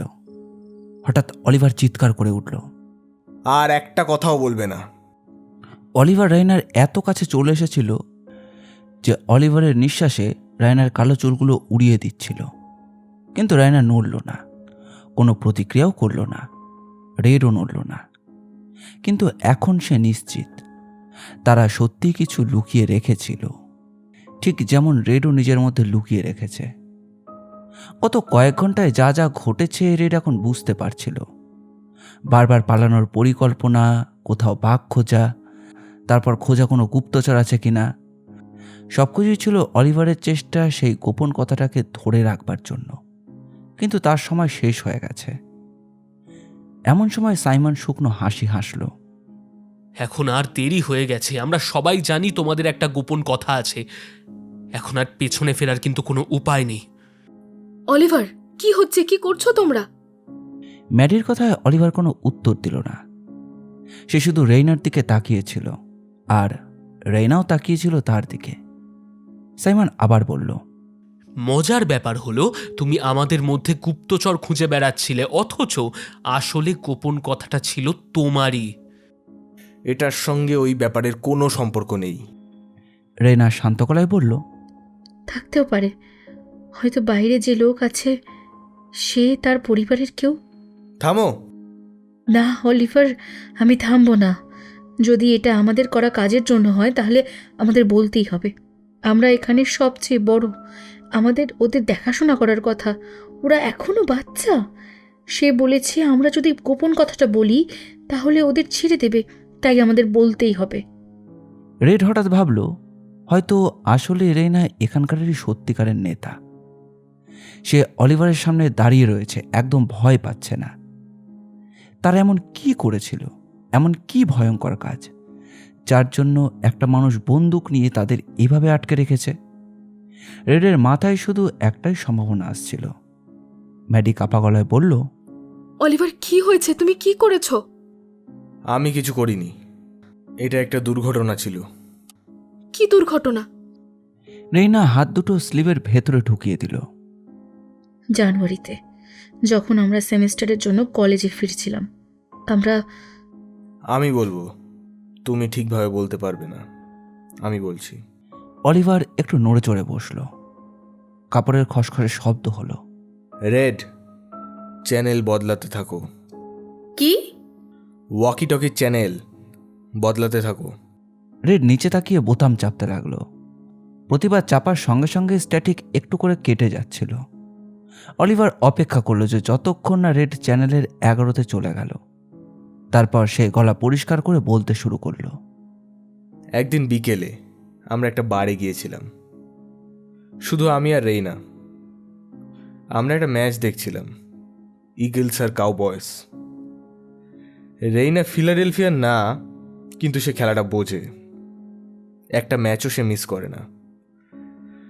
আমরা কয়েকটা বিয়ার খেয়েছিলাম, আমি গাড়ি চালাচ্ছিলাম, তাই শুধু দুটো। তখন খেয়াল করেছিলাম বারের এক কর্মচারী বারবার রেইনার দিকে তাকাচ্ছিল। রেইনা অস্বস্তিতে নড়ল। অলিভার বলল, তাতে সমস্যা নেই, সে সুন্দর মেয়ে, মানুষ তাকাতেই পারে। আমরা কয়েক ঘন্টা সেখানে ছিলাম, তারপর বেরিয়ে পড়লাম। পার্কিং লটে গিয়ে গাড়ির দিকে যাচ্ছিলাম, তখন বুঝলাম যে আমি আমার স্কার্ফটা ফেলে এসেছি। তাই রেইনাকে বাইরে রেখে আমি ভেতরে গেলাম স্কার্ফটা নিতে। স্কার্ফটা খুঁজে পেতে কয়েকটা মিনিট সময় লাগলো। কেউ সেটা বার কাউন্টারে জমা দিয়েছিল। যখন আমি বাইরে এলাম, দেখি রেইনা গাড়ির পাশে দাঁড়িয়ে আছে, আর সেই লোকটা, বার থেকে যে লোকটা তাকাচ্ছিল, লোকটা রেইনাকে বিরক্ত করছিল। তার খুব কাছে দাঁড়িয়ে কথা বলছিল, এমনকি তার হাতও ধরছিল। রেইনাটাকে ঠেলে সরাতে যাচ্ছিল। রেইনার চোখ থেকে নিঃশব্দে একটা অশ্রু গড়িয়ে পড়ল। আমি দৌড়ে গিয়ে তাকে বললাম দূরে যেতে। তখন সে রেইনাকে জিজ্ঞেস করলো, আমি কি তোমাকে বিরক্ত করছি? রেইনা বলল, হ্যাঁ। রেড লক্ষ্য করল যে রেইনা মাথাটাকে খুব সামান্য নেড়েছিল, যেন সে না বলতে চাইছিল, কিন্তু সে থেমে গেল। অলিভার বলল, আমি রেইনাকে সরিয়ে নিতে গেলাম, তখন লোকটা খুব রেগে গেল। সে আমাকে ধাক্কা দিল। আমি জিজ্ঞেস করলাম যে তার সমস্যা কি। তখন সে আমাকে একটা ঘুষি মারল, সরাসরি মুখে। সে আগে আমাকে মেরেছিল, এটা খুব গুরুত্বপূর্ণ। সে আগে আমাকে মেরেছিল, তাই যে সবাই করতো আমিও তাই করলাম। তাকে একটা ঘুষি মারলাম, হয়তো একটু বেশি জোরে। সে পড়ে গেল, হয়তো অজ্ঞান হয়ে গেছে। মাটিতে পড়ে ভীষণ ভারী নিঃশ্বাস নিচ্ছিল, রক্তও পড়ছিল না, শুধু অজ্ঞান। আমি ভাবছিলাম অ্যাম্বুলেন্স বা বাড়ির লোকেদের বলবো, কিন্তু কয়েক সেকেন্ড পরই দেখি চোখ খুলল। একটু হতভম্ব ছিল, কিন্তু ঠিক ছিল, বসে উঠছিল। তাই আমরা চলে যাওয়ার সিদ্ধান্ত নিলাম। সে ঠিক ছিল, আমরা দেখেছি, সে হাঁটছিল, সে ঠিক ছিল। অলিভার কথাটা বারবার বলছিল, যেন বারবার বললে কথাটা সত্যি হয়ে যাবে। কিন্তু লোকটা ছিল না, এটা স্পষ্ট। অলিভার গলাটা পরিষ্কার করলো। তারপর আমরা ডিনারে গেলাম, বিষয়টা ভুলেও গেলাম। রেইনার মুখ শক্ত হয়ে গেল। রেড বুঝতে পারছিল যে সে ভুলে যায়নি। অলিভার বলল, সবই ঠিক ছিল। 2 দিন পরে রেইনার হাসপাতালে একটা শেডিং প্রোগ্রাম ছিল প্রিমেড স্টুডেন্টদের জন্য। তখন সে শুনল সেই লোকটা মারা গেছে। বারের সেই লোকটা, যার নাম ছিল জ্যাক কিছু একটা, তার মস্তিষ্কে রক্তক্ষরণ হচ্ছিল। Epidural haematoma. একটা নীরবতা নেমে এলো। শুধু রেডের হাতে ধরা ওয়াকি টকিটার স্ট্যাটিক শব্দ শোনা যাচ্ছিল। সাইমন ধীরে ধীরে বলল, মানে তুমি তুমি কাকে মেরেছো? আমি তাকে মারিনি। সে আগে রেইনাকে আক্রমণ করেছিল, তারপর আমাকে। সে আগে আমাকে মেরেছিল, আমি শুধু আত্মরক্ষা করেছি। আর্থার শান্ত গলায় জিজ্ঞাসা করল, তোমরা কি কাউকে বলেছিলে? পরে যখন জানতে পারলে সে মারা গেছে তখন? মানে নিজে পুলিশের কাছে যাই? না, আমরা কাউকে বলিনি।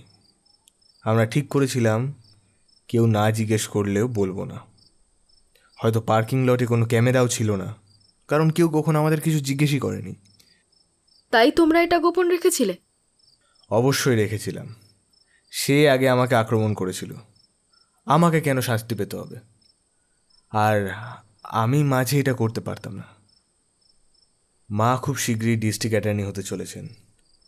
একজন অপরাধীর মা হলে তার কেরিয়ার শেষ হয়ে যেত, আর আমারও আইনজীবী হওয়ার স্বপ্ন শেষ হয়ে যেত। কিন্তু অলিভার নিশ্চয়ই তাকে একটু জোরেই মেরেছিল। আর্থার সাবধানে কথা বলল, যেন সে আবার অলিভারকে রাগিয়ে না ফেলে। তাহলে তুমি কি মনে করো কেউ হয়তো জানে কি ঘটেছিল? অন্তত সন্দেহ তো করে। বাইরে যে লোকটা রাইফেল নিয়ে আছে সে হয়তো তার কোনো বন্ধু বা পরিবারের কেউ। হয়তো চায় তুমি স্বীকার করো কি করেছিলে, জ্যাক কিভাবে মারা গেল। আমি জানি না, পুরো ব্যাপারটাই একদম পাগলামি। এটা একটা দুর্ঘটনা ছিল, আমি চাইনি। অলিভার থেমে গেল। এবার রেড বলল, আমি দুঃখিত অলিভার। আমি ঠিক জানি কেমন লাগে যখন মনে হয় তোমার জন্য কেউ মারা গেছে।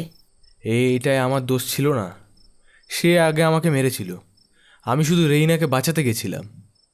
গল্পটা শেষ হয়ে গিয়েছিল, তবুও তাকে স্বস্তি পেতে দেখা গেল না। ম্যাডি সাবধানে জিজ্ঞাসা করল, লোকটার বয়স কত ছিল? জানি না, আমাদের মতোই হবে মনে হয়। কিছুক্ষণ পরে রেইনা ধীরে ধীরে বলল, 22। তুমি এটা জানো কিভাবে? হাসপাতাল থেকে? তুমি তো আগে কখনো বলনি। রেইনা গভীর একটা নিঃশ্বাস নিল। তার চোখ এদিক ওদিক ঘুরছিল, যেন মাথার ভেতরে যুদ্ধ চলছে। তারপর দাঁত চেপে শ্বাস ছেড়ে দিল, যেন একটা সিদ্ধান্ত নিয়ে ফেলেছে রেইনা। রেড বুঝতে পারছিল যে গল্পটা এখনো শেষ হয়নি। রেইনা এমন কিছু জানে যেটা অলিভার জানে না। রেড ধীরে ধীরে সরে গিয়ে রান্নাঘরের দিকে দাঁড়ালো, আর রেইনার গলাটা ভেঙে যাচ্ছিল। অলিভার, সে কোনো অচেনা লোক ছিল না। আমি তাকে চিনতাম। অলিভার মুখ হাঁ করে রইল। তার নিচের চোয়ালটা যেন সামান্য একটু নিচেই চলে এসেছিল, যেন কোনো শব্দ বেরোতে চাইছিল। রেড কল্পনা করল হয়তো সে সত্যিই কোনো শব্দ শুনতে পাচ্ছে।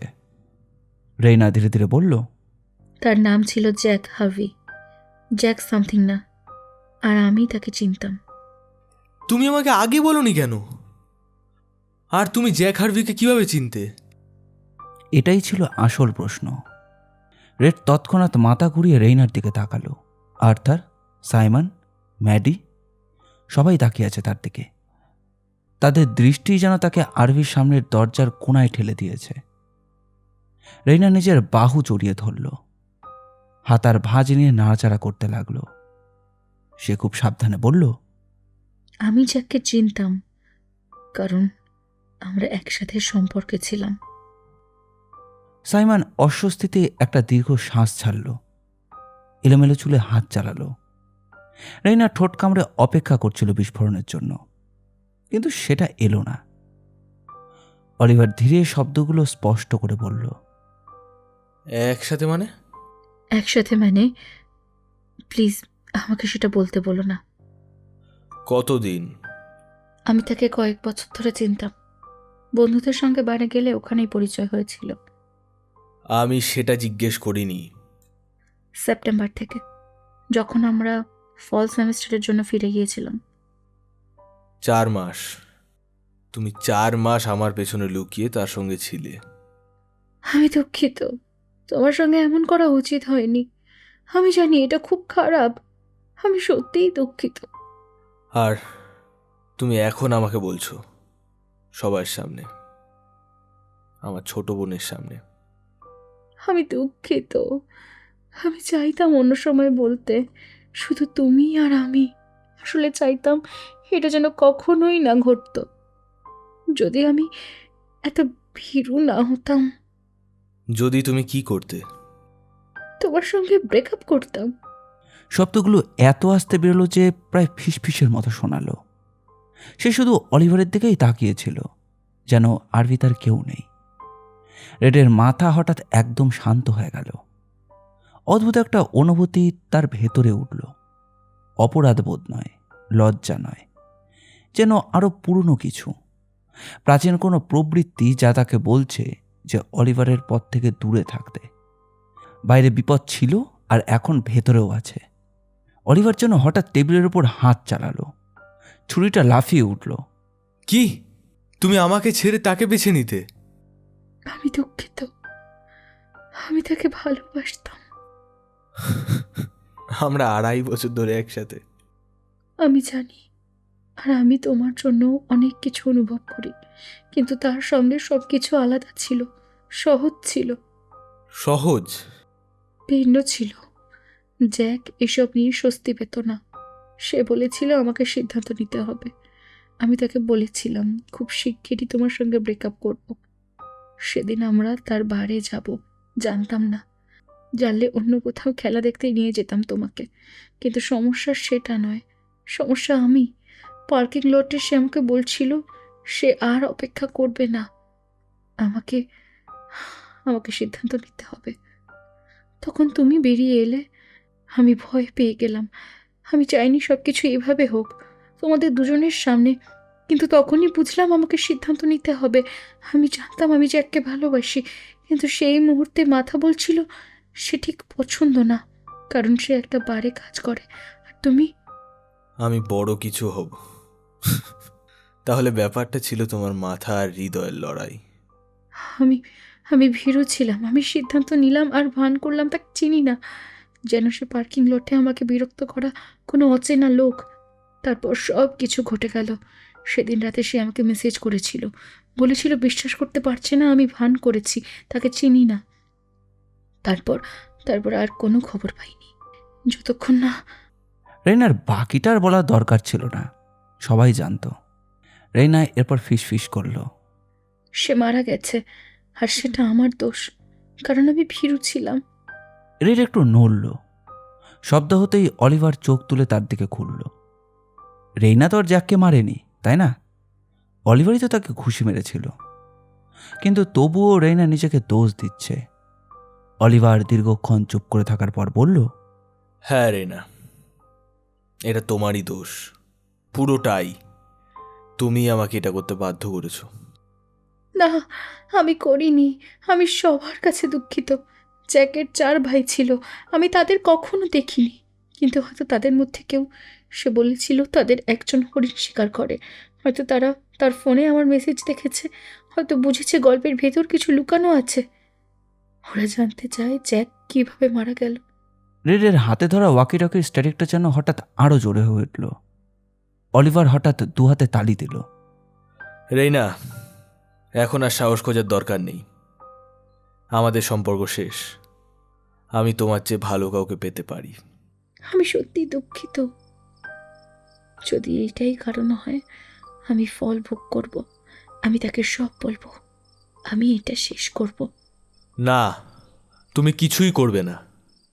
আমি পারবো না অলিভার, কেউ গুলি খেতে পারে, আমি সেটা নিয়ে বাঁচতে পারবো না। রেড, দয়া করে ওয়াকি টকিটা আমাকে দেবে? না রেড, আমাকে দাও। রেড প্লিজ, আমি ঠিক কাজটা করতে চাই, আমাদের বাঁচাতে। রেড ম্যাডির দিকে তাকালো। তারও কোনো উত্তর নেই, শুধুই ভয়। দুদিক থেকে আবার ডাক এলো। দরজার কাছে দাঁড়ানো রেইনার দিকে দুটো পা এগিয়ে গেল। তারপর আর দেরি না করে ঘুরে দাঁড়ালো এবং দ্রুত ওয়াকে টকিটা রেইনার হাতে গুঁজে দিল। না! অলিভার গর্জে উঠল এবং সামনে ঝাঁপিয়ে এলো। তার ভারী পায়ের শব্দে আরভিরা যেন কেঁপে উঠল। আর ঠিক তখনই আর্থার দ্রুত এগিয়ে এসে দাঁড়ালো অলিভারের সামনে, যেন একটা দেওয়াল করে। থামো, রেইনা বলবে কি বলবে না সেটা ওর সিদ্ধান্ত। এটা ওর সিদ্ধান্ত না, এটা আমার সিদ্ধান্ত। এখানে আমি দায়িত্বে আছি। রেইনা তাকে কি বলবে কি বলবে না তাতে আমার কিচ্ছু যায় আসে না, কিন্তু এই আরভি ছেড়ে আমি কোথাও যাচ্ছি না। কেউই এই আরভি ছেড়ে যাবে না। রেইনা ওয়াকিটকিটা তুলে নিল। তারপর ওয়াকিটকিটা ঠোঁটের কাছে তুলে বোতামটা চেপে ধরল। হ্যালো? আর তারপর স্পিকারে একটা কণ্ঠ ভেসে এলো। হ্যালো, আমি আছি। রেইনা, সাহস করো না। হ্যালো, আমি রেইনা ফ্লোরেস সেরানো। মনে হয় আপনার খোঁজা গোপন কথাটা আমার জানা আছে। তাই নাকি? তাহলে বলো। জানুয়ারিতে হ্যানোভারে জ্যাক হার্ভির সাথে যা ঘটেছিল, সে কিভাবে মারা গিয়েছিল সেটা নিয়ে। গল্পটা শুনতে আবেগী লাগছে, কিন্তু আমি যে গল্পটা খুঁজছি এটা সেটা নয়। অলিভার সোজা হয়ে উঠে দাঁড়ালো। তার মুখে লালচে ভাবটা মিলিয়ে যাচ্ছে, দুটো চোখ উজ্জ্বল হয়ে উঠছিল। তাহলে ব্যাপারটা সেটা না, জ্যাক হার্ভির ব্যাপার না, আমরা যা করছি সেটা না, আমার ব্যাপারও না। সাইমন মাথায় হাত দিয়ে বলল, ধুর, জ্যাকের ব্যাপার না? এটা আমার বা রেইনের ব্যাপার না। গোপন কথাটা আমাদের কারণ না, তোমাদের একজনের। আমার ধৈর্য শেষ হয়ে আসছে। আমার কাছে আরো 24টা গুলি আছে। যদি তাড়াতাড়ি উত্তর না পাই তাহলে আমি আরভির দিকে এলোমেলো গুলি ছুড়বো। ক্র্যাক! মাইক্রোওভেনটা বিস্ফারিত হলো। ম্যাটি চিৎকার করে উঠল। কাচের টুকরো চারিদিকে ছড়িয়ে পড়ল। একটা গেল। আবারও একটা শব্দ। দেওয়ালে এবার একটা নতুন গর্ত, এবার আরও কাছে। অলিভার দ্রুত সরে এসে ম্যাডির পাশে দাঁড়ালো। আমাদের আড়াল হতে হবে। কোথায় কোথায় কোথায়? এখানে কোনো আড়াল নেই, গুলি সব কিছু ভেদ করে যাচ্ছে। সত্যিই লুকানোর কোনো জায়গা নেই। আরভি তাদের রক্ষা করছে না। দ্বিতীয় গুলির পর আবার সেই স্পিকারের কণ্ঠ ভেসে উঠল। এখন দুটো। আমার যা চাই সেটা দাও। অজানা কণ্ঠটি আবার বলল। রেড ওয়াকেটকিটা উঁচু করে ধরল যাতে সবাই শুনতে পায়। তোমরা কাছাকাছি চলে এসেছো। হ্যাঁ, এটা এমন একজনকে নিয়ে যে মারা গেছে, যাকে হত্যা করা হয়েছিল ফিলাডেলফিয়ায়। তারপর আবার সেই স্ট্যাটিক। রেড ধীরে ধীরে ওয়াকিটকিটা নামালো। দুজন প্রায় 2 সেকেন্ড তাকিয়ে রইল, কিন্তু ম্যাডির চোখে একটা অদ্ভুত কিছু ছিল, একটা নতুন পরিবর্তন। চোখের পাতায় আতঙ্কের ঝিলিক, এমন একটা দৃষ্টি যা রেড আগে কখনো দেখেনি। অথচ সে তো ম্যাডির সম্মুখে চেনে। কি হয়েছে ওর? রেড তা বোঝবার চেষ্টা করছিল, কিন্তু তার আগেই অলিভার কথা বলে উঠল। ফিলাডেলফিয়ায় যে মারা গেছে? সাইমন, তোমার মামার সঙ্গে কি এর কোনো সম্পর্ক আছে? সেও তো ফিলাডেলফিয়াতেই থাকে, তাই না? সে কি কাউকে খুন করেছে? না, সে এমন না। আর যদি করেও থাকে আমি কিচ্ছু জানি না। এটা আমার কোনো গোপন কথা নয়, মাইন্ড ইট। এবার অলিভার আর্থারের দিকে ঘুরল। আর্থার, তুমি তো এখানে নতুন, তাই না? ম্যাডি, তুমি আর্থারকে কতদিন ধরে চেনো? ও হয়তো 6 বা 7 মাস, সিনিয়র ইয়ার শুরু হওয়ার পর থেকে। অলিভার আবার আর্থারকে জিজ্ঞাসা করল। কিন্তু তুমি তো অন্য স্কুলে পড়ো, তাই না? তোমার নিজের স্কুলের বন্ধুরা কি তোমায় পছন্দ করে না, নাকি তুমি তাদের পছন্দ করো না? না না, তেমন কিছু না। আমার বন্ধু আছে, সাইমন আছে, ম্যাডি আছে, আর রেড। কিন্তু তুমি তো ফিলাডেলফিয়াতেই থাকো। এখানে তোমাকে সবচেয়ে কম সবাই চেনে। তাতে কি? তাহলে গোপন কথাটা কি তোমার? না, অলিভার হঠাৎ রান্নাঘরের কাউন্টারে হাতে আঘাত করলো আর তারপর ঝাঁপিয়ে পড়ে আর্থারের শার্টটা চেপে ধরল। সময় নষ্ট করো না, সে যে কোনো মুহূর্তে আবার গুলি চালাতে পারে। গোপন কথাটা কি? কে মারা গেছে? আমি জানি না। দুজন ধাক্কাধাক্কি করতে করতে ফ্রিজের দরজায় গিয়ে ঠেকলো। অলিভার অলিভার অলিভার দয়া করে মনে করো আসল শত্রুকে। বাইরে যে লোকটা রাইফেল নিয়ে আছে সে, আমরা নই। সাইমন বলল, কিন্তু অলিভার শুনছিল না। তুমি কি কাউকে কখনো গাড়ি চাপা দিয়ে পালিয়ে গেছো? না মাদক বিক্রি করেছো? কেউ ওভারডোজে মারা গেছে? না, আমি কাউকে কখনো আঘাত করিনি, আমি এমন না। অলিভার থামো। ফিলাডেলফিয়ায় একজন খুন হয়েছে, তুমি নিশ্চয়ই জানো। অলিভার, এটা আমি ভালো জানি। এটা আমার আর রেইনের ব্যাপারও না, এটা ফ্রেঙ্ক গটি কেসও না। আর্থারের চোখ কষ্টে লাল হয়ে রেডের দিকে তাকালো। সে সাহায্য চাইছে। রেড বুঝলো যে তাকে কিছু করতে হবে। তার মাথায় হঠাৎ একটা চিন্তা এলো। ফিলাডেলফিয়াতে খুন, সে তো দুজনের কথা জানে, একজন তার মা আর আরেকজন সাম্প্রতিক। হয়তো স্নাইপার আগেই নামটা জানে, হয়তো পুরো ঘটনাটাই অন্য কিছু। সাইমন আবার টার্ন নিল। অলিভার অলিভার তুমি তাকে শ্বাস নিতে দিচ্ছ না অলিভার। হঠাৎ রেড চিৎকার করে উঠল। থামো অলিভার, ওকে ছেড়ে দাও, এটা আমি। তুমি কি বললে? গোপন কথাটা আমার। রাত 4টে। রেড তার চোখটা পিটপিট করল। তার হৃৎপিণ্ড যেন গলায় উঠে এসেছে। গোপন কথাটা আমার। আমি সেই মানুষটা। দ্বিতীয় পর্বটি ভালো লাগলে অবশ্যই লাইক করবেন, আর কিরকম লাগলো সেটি কমেন্ট করে জানাবেন। গল্পটির অন্তিম পর্ব 2 দিনের মধ্যে আমাদের চ্যানেলেই আপলোড করা হবে। দ্রুত আপডেট পেতে চ্যানেলটিকে সাবস্ক্রাইব করবেন। আপনাদের ভালোবাসা একান্ত কাম্য। ধন্যবাদ।